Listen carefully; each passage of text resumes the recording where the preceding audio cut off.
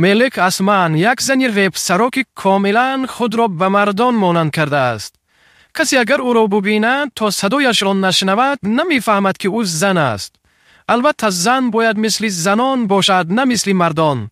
هر زنی که خود را به مردان مانند می کند در لعنت گرفتار است. معنای لعنت از رحمت الله دور بودن است.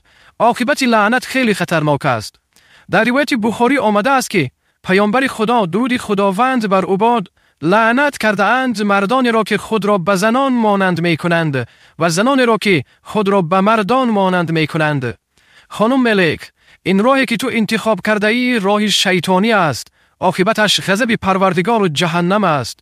ببین چگونه بازیچه دست شیطان شده ای.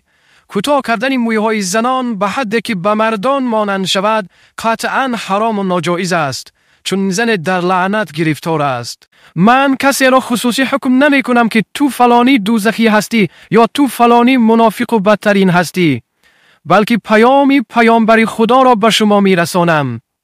در روایت بیهقی آمده است که پیامبر خدا درود خداوند بر او باد می فرماید و بدترین زنان شما کسانی هستند که خود را به نمایش می گذارند و متکبر هستند. آنها منافق هستند که از آنها داخل جنت نمی شود مگر عدد خیلی اندک. خواهرم، حالا هم دیر نشده است. نوارهایت را از شبکه ها پاک کن.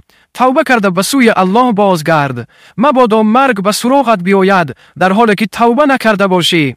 به خاطر دنیای دو روزه آخرتت را برباد مده. مراد ما نصیحت بود و گفتیم، حوالت با خدا کردیم و رفتیم. پروردگارا، تو شاهد باش که من کلام حق را به این خواهران رساندم. پروردگارا، هدایت از جانب توست. زنهای مسلمان را هدایت فرما. آنها را از زنا و فحشا و منکرات دور بگردان. آمین یا رب العالمین.